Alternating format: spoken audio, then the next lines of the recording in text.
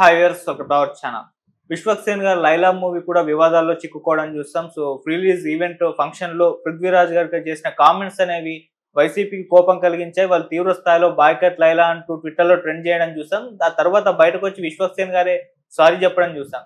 అయినా కూడా వైసీపీ వాళ్ళు పృథ్వీరాజ్ తోటే క్షమాపణలు చెప్పించాలని చెప్పేసి వాళ్ళు కూడా కోరుకున్నారు. మరి సినిమాని బాయ్‌కట్ చేయాలని చెప్పేసి ఒక రకంగా ట్రెండ్ చేస్తున్నారు కదా! ఇది ఎంతవరకు సినిమా మీద ప్రభావం చూపించే ఛాన్స్ ఉంది? మరి పృథ్వీరాజ్ గారు మళ్ళీ వచ్చి విమర్శలు చేయడం ఈ సినిమాకి ఏ రకంగా డ్యామేజ్ చేస్తుంది? ఇప్పుడు ఇదే అంశం మీద డిస్కస్ చేయడానికి ప్రెజెంట్ మనతో పాటు అప్పాజీ గారు సీనియర్ ఫిలిం జర్నలిస్ట్. ఒకసారి వారితో మాట్లాడి తెలుసుకునే ప్రయత్నం అయితే చేద్దాం. నమస్కారం సార్. నమస్తే ఆదిత్య. సార్, ఈ మధ్య కాలంలో రిలీజ్ అవుతున్న ప్రతి కొత్త సినిమా కూడా ఏదో ఒక వివాదంలో చిక్కుకోవడం మనం చూస్తున్నాం సార్. ప్రతిసారి కూడా బాయ్‌కట్ ట్రెండ్ అనేది కూడా సినిమాల మీద పడిపోయింది. ట్విట్టర్ లో ఈజీగా అప్పుడు చూసాం బాయ్‌కట్ దేవరా అని, బాయ్‌కట్ పుష్ప అని, బాయ్‌కట్ గేమ్ చేంజ్ అంటే యాంటీ ఫ్యాన్స్ ఆ రకంగా ట్రోల్ చేయడం చూస్తాం. ఇప్పుడు లైలా వంత వచ్చేసింది సార్. అంటే పృథ్వీరాజ్ గారు చేసిన కామెంట్స్ మీకు కూడా తెలుసు. వైసీపీకి అగైన్స్ట్ గా ఆయన చేసిన కామెంట్స్ అది కాస్త వివాదంగా మారిపోయి వైసీపీ వాళ్ళంతా సోషల్ మీడియా యాక్టివ్ అయిపోయి బాయ్‌కట్ లైలా అని ట్రెండ్ చేసేస్తారు.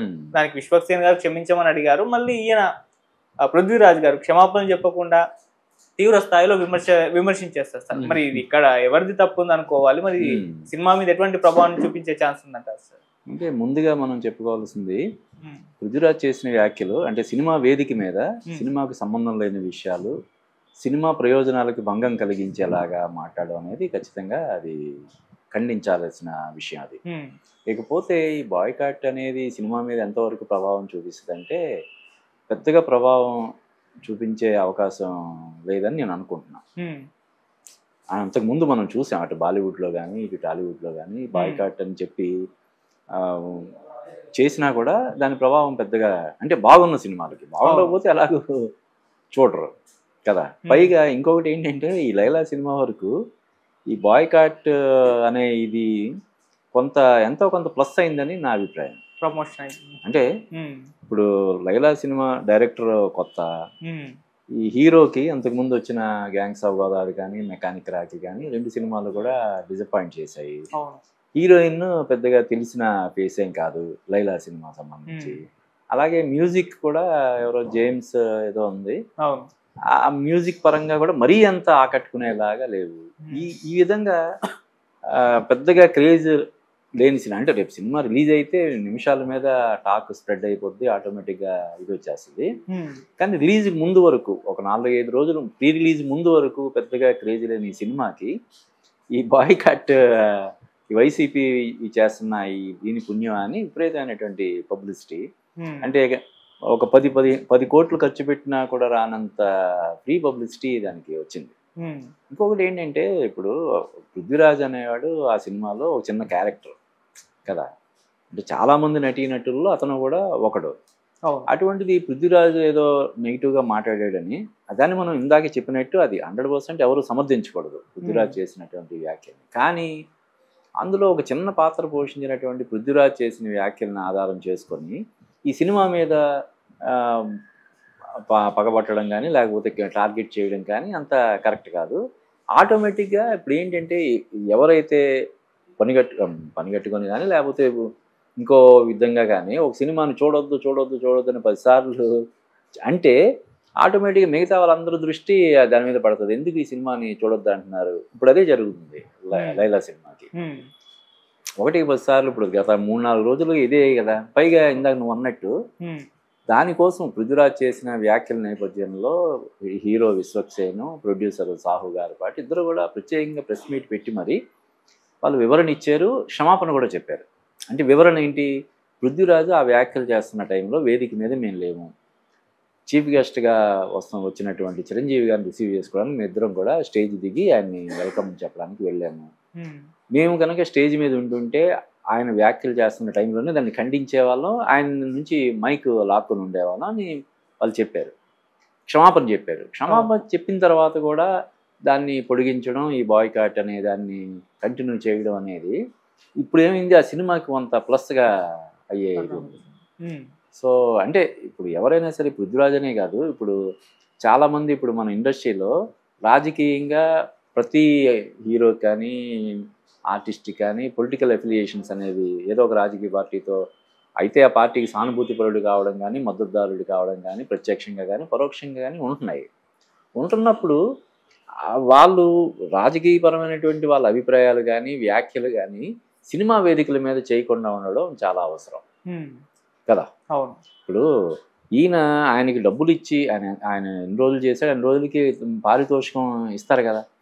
వాళ్ళ దగ్గర పారితోషికం తీసుకొని తను పాత్రకి న్యాయం చేసే ఉంటాడు ఖచ్చితంగా, అతను మంచి ఆర్టిస్ట్ కాబట్టి. కానీ ఈ విధంగా ఆ సినిమా ప్రయోజనాలకి భంగం కలిగించేలాగా మాట్లాడడం, ఇంత వివాదం అవుతున్నప్పుడు కూడా అతను బేషరతుగా క్షమాపణ చెప్పకపోవడం ఖచ్చితంగా అది ఖండించదగ్గ విషయం. ఓకే సార్, మామూలుగా మనకు విశ్వక్సేన్ అంటే గుర్తుకొచ్చేది వినూత్నమైన కథలను ఎంపిక చేసుకోవడం కాదు, వినూత్న తీరులో ఆయన ప్రమోషన్స్ చేస్తూ ఉంటారు. అది ఎన్నో సార్లు కొన్ని వివాదాలకు కూడా దారితీయడం మనం చూసాం సార్. అవును. అయితే ఇప్పుడు ఈ ఇష్యూని కూడా ఇదేదో ప్రమోషన్ లో భాగంగా చేశారు అన్న ఒక నెరేషన్ కూడా వినిపిస్తుంది. అంటే విశ్వక్సేన్ ప్లాన్ చేసి ఈ రకంగా చేయించాడని చెప్పేసి కొన్ని కథనాలు కొంతమంది ఎక్స్ప్రెస్ చేయడం కూడా మనం చూసాము. సో అలా ఏమన్నా ఉంటుందా? అలాగే అంటే పనిగట్టుకొని ఇప్పుడు పృథ్వీకి మీరు ఇలా మాట్లాడండి, దీనివల్ల మనకు పబ్లిసిటీ వస్తుందని చెప్పి విశ్వక్సేన్ చెప్పి అలా చేయించాడని చెప్పి కదా నీ అభిప్రాయం? అంటే కొంతమంది వ్యక్తం చేస్తున్నారని. అంటే అతను ఏదో ఒక దీనిలాగా 150-11 అనే దాన్ని పోల్చుతూ అతను ఏదో సరదాగా సెటైర్ వేస్తానని అనుకున్నాడు. ఇందాక నేను చెప్పాను కదా, ఇటువంటి రాజకీయపరమైనటువంటి దీనికి ప్రేరేపించేలాగా లేకపోతే ఇది చేసేలాగా ఉండే వ్యాఖ్యలు ఖచ్చితంగా చేయకూడదు. ఈ రాజకీయాల్లో ఉండేవాళ్ళు వాళ్ళ కెరీర్కి కూడా ఎంతో కొంత ఎఫెక్ట్ అవుతుంది. కానీ ఇది విశ్వక్సేన్ పనిగట్టుకుని అంతకుముందు 1-2 సినిమాలకి అతను అలాగా రోడ్డు మీద ఏదో ఇది చేయడం అటువంటి కొన్ని చేశాడు. నిజానికి అలాగా చేయడం వల్ల నెగిటివ్ పబ్లిసిటీ చేయించుకోవడం వల్ల ఆ సినిమా కొంత మైనస్. సినిమా ఏదో అర్జున్కి ఏదో ఉంటుంది కాదు దాస్ కదమ్కి కాకుండా ఇంకేదో సినిమా అశోకవనంలో సినిమా చాలా బాగుంటుంది. అది విశ్వక్సేన్ పర్ఫార్మెన్స్ చాలా సెటిల్డ్గా చాలా మెచ్యూర్డ్గా చాలా బాగుంటుంది సినిమా. కానీ దానికి చేసినటువంటి ఇటువంటి ప్రచారం వల్ల ఆ సినిమా ఫ్యామిలీ ఆడియన్స్ రాలేదు. సినిమా చాలా బాగుంటుంది. అలాగా ఒక్కొక్కసారి ఏమవుతుందంటే బెడిసి కొడుతుంది కూడా. జనాలు వీడు కావాలని చేస్తున్నాడు ఈ పబ్లిసిటీ, మనల్ని ఏదో థియేటర్ రప్పించాలని అనుకుంటున్నట్టున్నాడు, చూద్దాం అంటే బెడిసి కొట్టేస్తుంది. ప్రమాదం అది. కాబట్టి అంటే ఇది నేను ఆ రోజు అతను ప్రెస్ మీట్కి కూడా వెళ్ళాను.